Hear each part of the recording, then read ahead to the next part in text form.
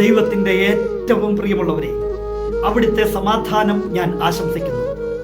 ഇന്ന് കർത്താവ് നമുക്ക് നൽകുന്ന ദൂത് ബാറൂക്ക് 6:6. എന്നാൽ നിങ്ങൾ ഹൃദയത്തിൽ പറയണം, കർത്താവേ, അങ്ങയെ ആണ് ഞങ്ങൾ ആരാധിക്കേണ്ടത്. ഈ തിരുവചനം ഒരു മന്ത്രം പോലെ നമ്മുടെ ഹൃദയത്തിൽ ഉണ്ടാകട്ടെ. കർത്താവേ, അങ്ങയെ ആണ് ഞങ്ങൾ ആരാധിക്കേണ്ടത്. ദൈവത്തിനുപരിയായി മറ്റൊന്നും ഉണ്ടാകാതിരിക്കട്ടെ. ഏറ്റവും പ്രഥമവും പ്രധാനവുമായ സ്ഥാനം ദൈവത്തിനാകട്ടെ. നിങ്ങൾ ഹൃദയത്തിൽ പറയണം, കർത്താവേ, അങ്ങയെ ആണ് ഞങ്ങൾ ആരാധിക്കേണ്ടത്.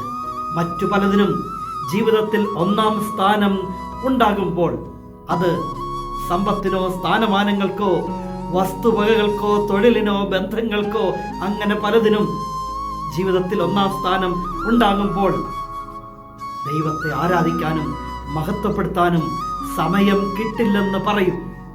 അങ്ങനെ ഒരിക്കലും പറയാൻ ഇടയാകാതിരിക്കട്ടെ. അതൊരു ദൈവ നിന്ദയല്ലേ? ഇവയെല്ലാം തന്നത് ദൈവമല്ലേ? ദൈവത്തിൻ്റെ ദാനമല്ലേ? എങ്കിൽ സർവ്വതും തന്നവനെ ആരാധിക്കാം. എന്നാൽ നമ്മൾ ഹൃദയത്തിൽ പറയണം, കർത്താവേ, അങ്ങയെ ആണ് ഞങ്ങൾ ആരാധിക്കേണ്ടത്. സർവത്തിൻ്റെയും ഉടയവനെ ആരാധിക്കാം. ഈ ജീവനും ജീവിതവും ആയുസ്സും തന്നവനെ ആരാധിക്കാം. ഇന്ന് ഈ ജീവിതത്തിലുള്ളതെല്ലാം തന്നവനെ ആരാധിക്കാം. ഈ 50 നോമ്പ് പ്രാർത്ഥനയുടെ ശക്തി വർദ്ധിപ്പിക്കട്ടെ.